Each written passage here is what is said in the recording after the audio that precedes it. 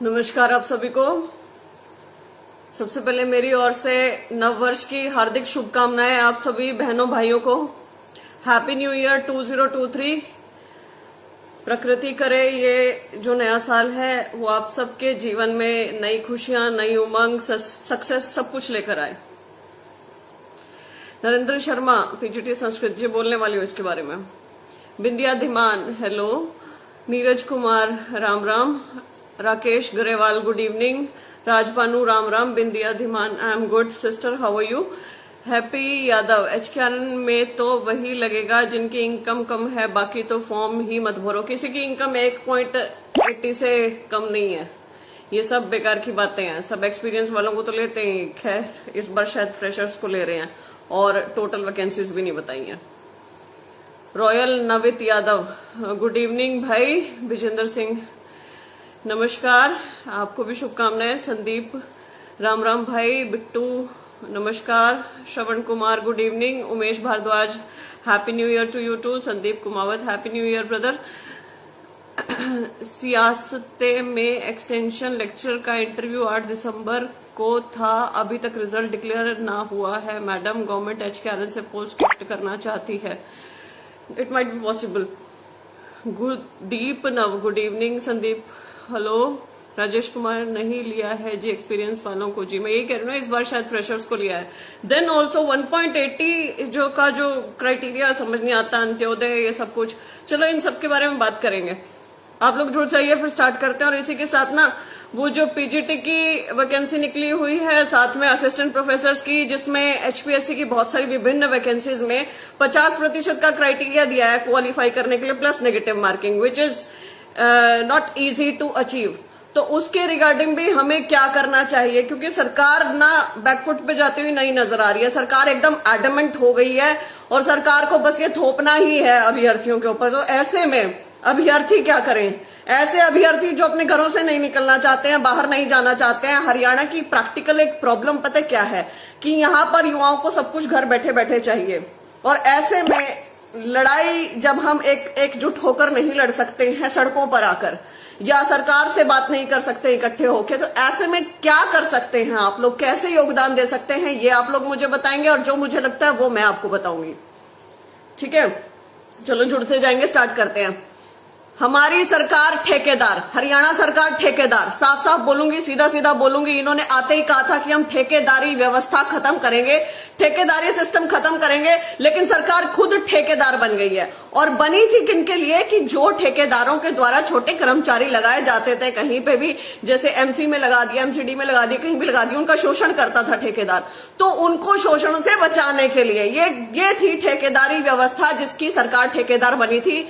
हरियाणा कौशल रोजगार निगम शुरू ही उसके लिए हुआ था। लेकिन सरकार के ऊपर बार बार आरोप लग रहे थे कि बेरोजगारी बढ़ गई है। अब देखो ना, दिसंबर 2022 में जो सीएमआई का आंकड़ा आया है, उसमें हरियाणा दोबारा से नंबर 1 आया है बेरोजगारी में। 30.6% के साथ हम पहले नंबर पर खड़े हैं बेरोजगारी में, लगातार पिछले 2.5 साल से। ऐसे में सरकार को अब लगाने हैं भैया, एम्प्लॉयमेंट तो देना ही है, और एम्प्लॉयमेंट इनसे रेगुलर दिया नहीं जा रहा है। रेगुलर ये सारी भर्तियां पीछे रद्द कर चुके, सीईटी करवा चुके, उसका रिजल्ट आने का नाम नहीं ले रहा है। सीईटी में भी अभ्यर्थियों की ये बात नहीं मान पा रहे हैं कि ज्यादा प्रतिशत बढ़ा दें सेकंड स्टेज पे, तो इनके लिए बड़ी सारी दिक्कतें हो रही थी। तो इन्होंने सोचा शिक्षकों की भी कमी है, क्यों ना एचकेआरएन के माध्यम से भर देते हैं। सबसे ज्यादा जो वर्ग आवाज उठा रहा है वो है शिक्षकों का वर्ग। टीचर्स की कमी है, एक्चुअल में कमी है। अब बहुत सारे स्कूल इन्होंने मॉडल संस्कृति बना दिया, सीबीएसई को हैंड ओवर कर दिए, हरियाणा बोर्ड को खत्म करने की पूरी इनकी स्कीम चली हुई है। वहां पर भी दे दिए, फिर भी टीचर्स की कमी चल रही है। तो टीचर्स की कमी पूरी कैसे हो सकती है? चलो इनको ठेके पे लेते हैं, दिहाड़ी पे लेते हैं। बहुत सारे जो हरियाणा का युवा है ना, 50-60%, मैं कहूं 60-70%, सबके सब एस्टेट की क्वालिफिकेशन लिए बैठे हुए हैं, सबके सब टीचर्स की क्वालिफिकेशन लिए बैठे हैं। तो ऐसे युवाओं को एंगेज करना बेहद जरूरी है। पहले इन्हें भर्तियां निकाल कर एंगेज किया गया। 2015 से मैं बात करूंगी, 2019 में इनकी भर्ती निकाली, फिर उसके बाद ड्रामा रचा कि एचएसएससी नहीं ले सकता है, ग्रुप बी की पोस्ट है, एचपीएससी लेगा। फिर उसके बाद लास्ट में इन्हें ठेके से भर्ती करने की कवायद शुरू कर दी। अब तो वैसे भी इलेक्शन आने वाले हैं, नौकरियां देनी ही देनी पड़ेंगी, नौकरियां नहीं देंगी तो किरकिरी हो जाएगी सरकार की, और रेगुलर भर्ती इनसे होगी नहीं, जैसे इनके हालात नजर आ रहे हैं। तो ये सब इन्होंने थोड़ा खिचड़ी विचड़ी पकाई और सरकार खुद ठेकेदार बन गई और बैकडोर से इन्होंने एंट्रीज करना शुरू कर दिया। बैकडोर से एंट्री मैं इसलिए बोलूंगी क्योंकि ये बार बार चिल्लाते हैं मेरिट आधार से भर्ती, मेरिट फलाना भर्ती, लेकिन ये किसी की क्वालिफिकेशन नहीं बता रहे हैं। जो भी इन्होंने चयनित किया उसकी क्वालिफिकेशन नहीं बताई है। आज भी जो नोटिस हमने पढ़ा और जो मैंने पेज के ऊपर डाला उसमें मैंने पूरा पढ़ा, उसमें कहीं पे भी कितने ये पीजीटी या कितने टीजीटी लेने वाले हैं कहीं मेंशन नहीं किया है। क्यों नहीं बता रहे हैं भाई? आप 2 लिस्ट ऑलरेडी लगा चुके हैं ना, अब ये तीसरी लिस्ट आप लगाने जा रहे हैं। पता नहीं तीसरी आपने पीछे लगाई है नहीं लगाई है, या फिर ये लगाने जा रहे हैं, तो कितने लगाने जा रहे हैं? पहले वाली लिस्ट में कितनों ने आवेदन किया था, क्या क्या उनकी क्वालिफिकेशंस थी जिन्होंने आवेदन किया था, और जिसको आपने लगाया उनकी क्या क्या क्वालिफिकेशंस थी, और अब जिनको लगाने जा रहे हैं वो कितने लगाने जा रहे हैं और कितने लोग आपके पास अप्लाई करेंगे। हमें तो सब डाटा चाहिए लेकिन ये देंगे नहीं। ये पारदर्शी सरकार है, ये मुंह से बोलती है कि हम पारदर्शी है लेकिन ये बताती कुछ नहीं है। पर्दे के पीछे इनका सारा सिस्टम चलता है। हाँ, बोलने के लिए पारदर्शी है। अब इनका एक और हम पकड़ते हैं झूठ। पीजीटी संस्कृत की भर्ती पिछले 8 साल से लंबित है। 2015 में इनका रिजल्ट दे दिया, 2015 की भर्ती है सॉरी, उसके आगे इनका रिजल्ट दे दिया। रिजल्ट दिया तो ये लगाए नहीं, ज्वाइनिंग नहीं दी, इनकी भर्ती रद्द कर दी इन्होंने। 2021 में रद्द हुई थी शायद। ये अभ्यर्थी कोर्ट चले गए, कोर्ट ने इन्हें फटकार लगाई, इन्होंने नई भर्ती निकाली, वो भी वापस लेनी पड़ेगी। और अब इन्होंने क्या चालाकी की है हरियाणा सरकार की, मैं यहां चालाकी सारे हरियाणा को बताना चाहती हूं कि पीजीटी संस्कृत मामले में हरियाणा सरकार ने कोर्ट में एफिडेविट दिया है कि पीजीटी संस्कृत की पोस्ट इनके पास सरप्लस है, ये पीजीटी नहीं लगा सकते हैं। और तुम्हारे पास यदि पीजीटी संस्कृत की पोस्ट सरप्लस है तो तुम एचकेआर के माध्यम से कैसे निकाल रहे हो?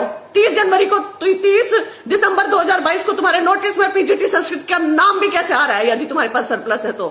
असल बात यह है कि तुमने वो रेगुलर परमानेंट भर्ती वाले जो खुद के दम पे सिलेक्ट होके बच्चे आए हैं ना, वो नहीं लगाने हैं, तुम्हें लगानी है बैकडोर एंट्री। कमाई तो एक्चुअली वहीं से ही हो रही है, तो कमाई भी तो करनी है सरकार को, आगे इलेक्शन भी तो लड़ना है, पैसे भी तो इकट्ठे करने हैं, तो ये सब ड्रामा वहीं का ही तो चल रहा है।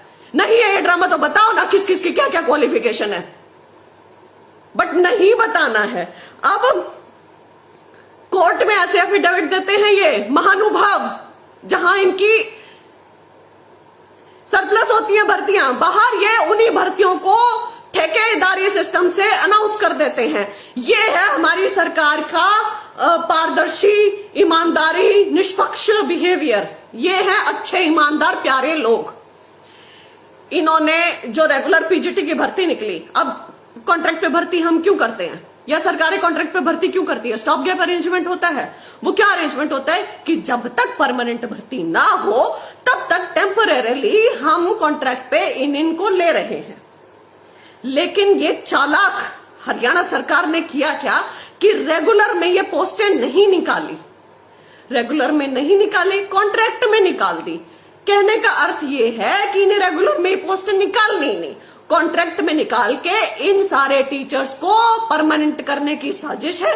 साथ ही इन टीचर्स को आजीवन आधे से कम तनख्वाह में काम करवाना है इनसे। ये है पढ़े लिखे एस्टेट युवा, कोई फेयर सिलेक्ट हो गया तो आई डू नॉट नो, यदि हो गए तो वो आजीवन इनके दिहाड़ी मजदूर बने रहेंगे, आजीवन आधी तनख्वाह पे काम करेंगे, आजीवन लड़ते रहेंगे, समान काम समान वेतन, ये सब करते रहेंगे। और एक्चुअल में ये पता क्या है, ये नए ही टाइप का शोषण है, नए टाइप का हरासमेंट है।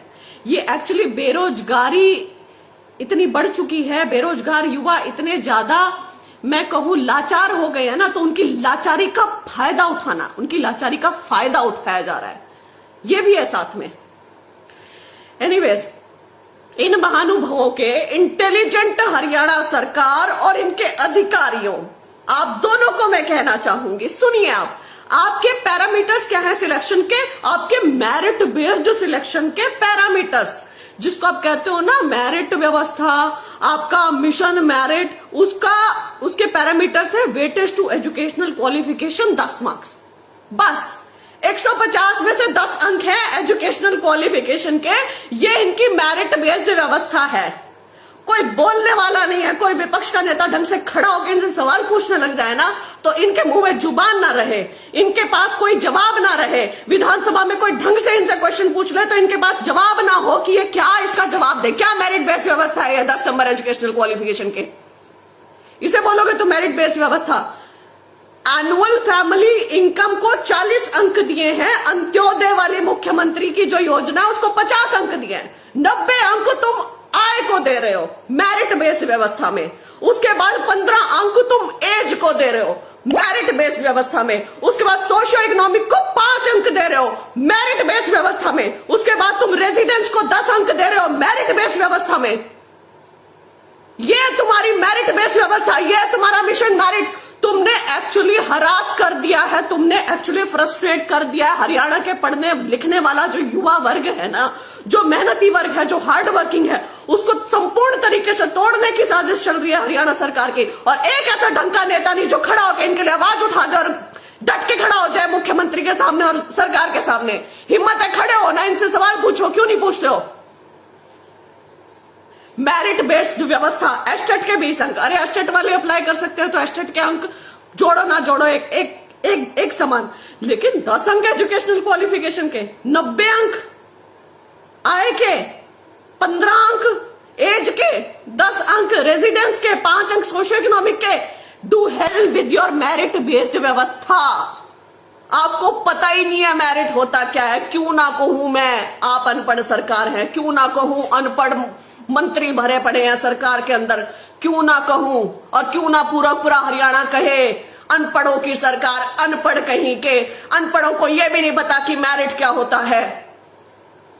मेरिट बेस्ड कानों में से खून निकाल दिया है मेरिट बेस्ड बोल बोल के। जो मध्यम वर्गीय परिवार का बच्चा है ना, जिसके माँ बाप गलती से नौकरी पे लगे हैं, उसको पनिश कर रहे हो आप लोग। जो मध्यम वर्गीय परिवार का बच्चा है, जिसने सपना देखा है नौकरी लेने का, और असल में यही वर्ग नौकरी के लिए तैयारी करता है, नौकरी पेशा वर्ग के बच्चे ही नौकरी के लिए तैयारी करते हैं। आपने उनको संपूर्ण तरीके से खत्म करने का एक नया ढकोसला ढूंढ लिया है HKRN सरकार, ठेकेदार। सही लिख रहे हैं यहाँ एक भाई, मारे गए पढ़े लिखे, मार दिया पढ़े लिखों को। ये सोचा गया योजनाबद्ध तरीके से कि ऐसे वर्ग को कैसे खत्म किया जाए। ये है तुम्हारे तरीके, अनपढ़ कहीं के। नया तरीका शोषण का ढूंढ रखा है, गजबी तरीका हरियाणा सरकार शोषण का। ऐसा तो तरीका मतलब पास्ट में भी किसी ने नहीं ढूंढा होगा जैसा आप लोगों ने यहां पे इजाद कर दिया है। क्या है ये हरकतें? What is this? कोई पेपर लेना नहीं, कोई कुछ नहीं, एप्लीकेशन फॉर्म भरवाए, पैसे इकट्ठे करे, भर्ती रद्द करी, चलो मेरे भाई। उसके बाद वो भर्ती निकाली ही नहीं रेगुलर से, उसके पैसे हड़प गए, हजम कर गए, और वो भर्ती रेगुलर में निकालने के बजाय HKRN में निकाल रहे हैं। स्टॉप गैप अरेंजमेंट क्या स्कीम है, क्या करना चाहते हैं, सब दिख रहा है। इट इज नॉट दैट कि it is not visible, it is. भले ही इसे विपक्ष ना उठाए, भले इसे मीडिया ना उठाए, भले इसे कोई ना उठाए, लेकिन पढ़ने लिखने वाला बच्चा, हर एक हरियाणा का बच्चा इस चीज को जानता है। और मैं कहूंगी इसे याद रखो, जब तुम्हारी दहलीज पे कोई वोट मांगने आए ना, तब सवाल करना है ये सारे के सारे। भावी अध्यापक एस्टेट पास हुआ, मतलब सबको तहस नहस करने की स्कीम है ये सारी कुछ। HKRN जिनके लिए बनाया था ना छोटी मोटी नौकरियों के लिए, उनके ऊपर क्यों नहीं रखा? क्यों PGT तक आ गए हैं? क्यों बेच रहे हैं इन नौकरियों को? टेस्ट क्यों नहीं लेते हैं, एग्जाम क्यों नहीं लेते हैं इन सबका? और एग्जाम लेने की बारी आती है तो 50% नेगेटिव मार्किंग की कंडीशन के साथ, ADO वाला जैसा हाथ। क्यों भाई, क्यों 50% नेगेटिव मार्किंग कंडीशन? ये भी नहीं भरना चाहते हैं ना पूरी की पूरी। इनमें भी एक्चुअली इन्होंने खेल किया है। जो फिजिकल एजुकेशन, फाइन आर्ट्स और म्यूजिक के कैंडिडेट्स हैं, जितनी पोस्ट एडवर्टाइज की गई है ना, उतनों से कम है। हमारे हरियाणा के सारे बच्चे लग जाएंगे, और मैं इस चीज में खुश थी।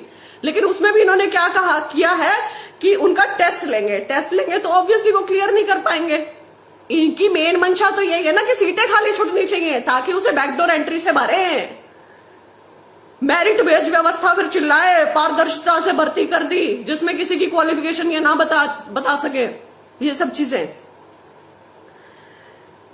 मतलब मैं सीरियसली आज मैं बोलना चाहती हूं, हिंदू मुसलमान के मुद्दे कम पड़ गए थे, जाट नॉन जाट कम पड़ गया था। नॉन पटेल कम था। मैं सारे संपूर्ण भारत की बात कर रही हूं, हरियाणा की बात करते चलो। जाट टोन जाट कम पड़ गया था क्या? अब ये आय के आधार पे लोगों को बांटने के लिए निकल गए हैं, जो नौकरियां आय के आधार पे देने के लिए निकल गए हैं, ये कम थी क्या? वैसे ही नफरत बांट रहे थे ना, तो वैसे ही बांटते रहते। क्या दिक्कत थी यहां पर? ये क्यों कर दिया? ये ऐसा क्यों कर रहे हैं? पढ़ने लिखने वाले बच्चे को फ्रस्ट्रेट क्यों कर रहे हैं? Why are you doing this?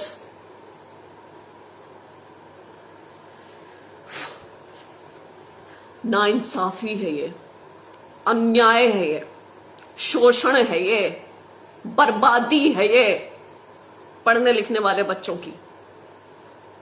और मैं आप सबको ये कहूंगी कि मैं कितना ही बोल लूं, कुछ भी कर लूं, कैसे भी कर लूं, मेरे अकेले के कहने से भी कुछ नहीं होगा।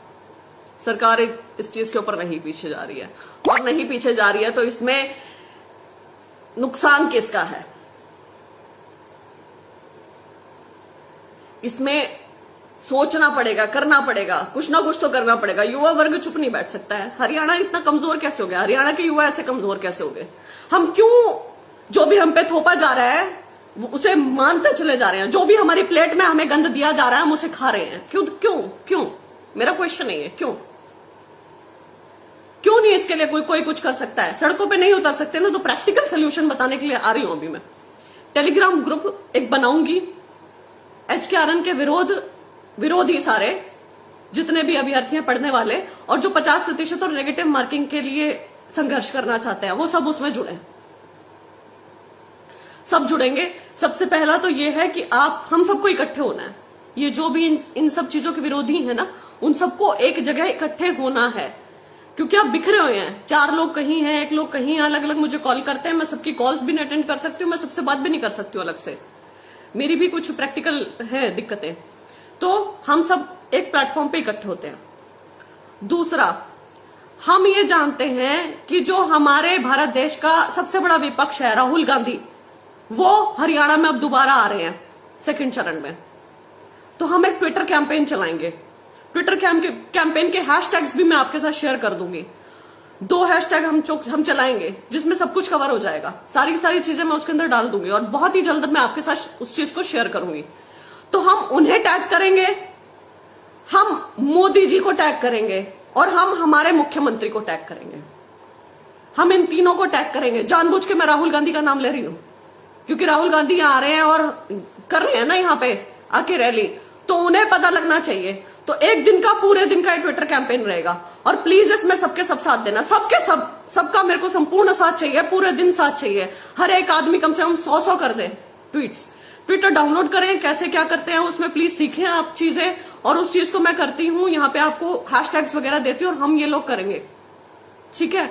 ये चीज करेंगे। उसके अलावा जो हम टेलीग्राम ग्रुप बनाएंगे उसमें आप अपने सुझाव देना, यहाँ कमेंट में भी दे सकते हैं और उसमें भी सुझाव देने हैं कि हम क्या कर सकते हैं। टीजीटी वाले भाइयों को भी कहूंगी कि वैकेंसी निकलनी थी ना HSSC से, कहां गई वो वाली वैकेंसीज? क्या हुआ उन वैकेंसीज का? कुछ भी बोला इन्होंने, कुछ भी किया, उसको ठीक करके इनको हफ्ते में डालनी थी ना, दोबारा री एडवर्टाइज करनी थी ना। ये क्या कर दिया? वाली वैकेंसी भी आपने सीधे HKRN में दे दी, सब ठेके से। हमारी सरकार ठेकेदार, हमारी सरकार ने कहा था ठेका व्यवस्था खत्म करेंगे, हमारी सरकार ने ठेका व्यवस्था खुद अपने अंडर ले ली, खुद ठेकेदार बन गई। तो मुझे तो देखिए, मैंने तो बात करके देख ली थी अपने लेवल पे। तो मुझे जो प्रैक्टिकल सोल्यूशन लगते हैं वो यही लगते हैं कि पहला हम इकट्ठे होते हैं, उसमें डिस्कस करते हैं, और दूसरा हम एक सफल ट्विटर कैंपेन चाहिए मुझे, सफल ट्विटर कैंपेन। मैं खुद पूरे दिन लगी रहूंगी, मैं ये बोलती हूँ आपको। मुझे आप लोगों का साथ चाहिए। मैंने तो कोई टीजीटी पीजीटी कुछ नहीं भरना, मैंने तो कहीं कोई वैकेंसी नहीं भरनी, मुझे तो कहीं कोई एग्जाम नहीं देना, लेकिन फिर भी मैं पूरे दिन लगी रहूंगी। और मैं आपसे, आप लोगों का पूरा एक दिन चाहती हूँ कि आप पूरे दिन लगे रहे उस दिन। और चलो हम टैग करते हैं राहुल गांधी को। मैं चाहती हूँ कि वो ना जब यहाँ पे खड़े होके रैली करे ना, तो हमारे मुद्दे उनके पास इतने आ जाए, उनकी टीम के पास इतने आ जाए कि वो पढ़ने पे मजबूर हो जाए कि हाँ ऐसा कोई मुद्दा, वो आदमी बोले इस चीज को।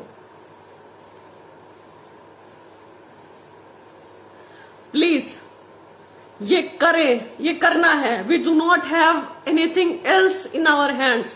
इफ आई से कि हम सड़क पे उतरते हैं तो क्या आप लोग आओगे? कितने लोग आओगे? कितने दिन तक कैसे आंदोलन चलेगा? क्या करेंगे हम लोग? मैं जानती हूं आप लोगों के लिए प्रैक्टिकली पॉसिबल नहीं है ये। पुलिस वाले बच्चे बैठे हुए हैं, इतने दिन हो गए, कितनों ने उनकी आवाज सुनी? कितने लोग उनके पास गए?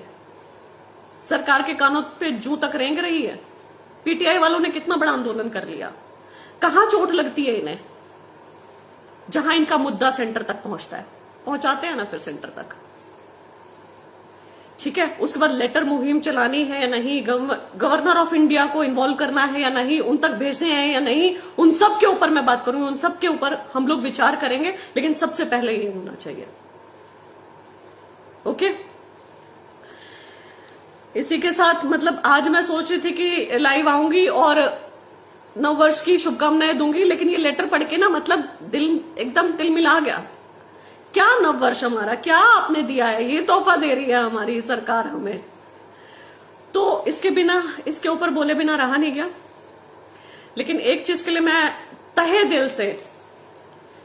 दिल से हाथ जोड़ के आप सबको धन्यवाद करूंगी, आभार प्रकट करूंगी संपूर्ण दिल से, अपने संपूर्ण मन से, कि मैंने कल एक पोस्ट डाली थी और उसके ऊपर आपने इतना अच्छा मुझे रिस्पांस दिया है, इतना प्यारा रिस्पांस दिया है। मैं इस चीज की बिल्कुल कल्पना नहीं कर रही थी और मैं सीरियसली गदगद हूं। मैं सीरियसली मतलब I can not express in words. हालांकि मैं सब भाइयों के, बहनों के उसके रिप्लाईज भी नहीं कर पाई हूं, बिकॉज फेसबुक मुझे करने नहीं दे रहा है, बार बार मुझे डिबार कर देता है, बार बार मुझे लॉग आउट कर रहा है। लेकिन मैं उसमें आपसे वादा करती हूँ 2, 3, 4 दिन में मैं सबके रिप्लाईज भी कर दूंगी उसके ऊपर। मैं उसके लिए बहुत बहुत तहे दिल से आभारी हूं। दोबारा काम पे आते हैं, ये दोनों चीजें करनी है, याद रखिए। अभी थोड़ी देर में मैं टेलीग्राम ग्रुप का लिंक डालूंगी, हम सब वहां पे इकट्ठे होते हैं। ऑल द वेरी बेस्ट, शुभ रात्रि।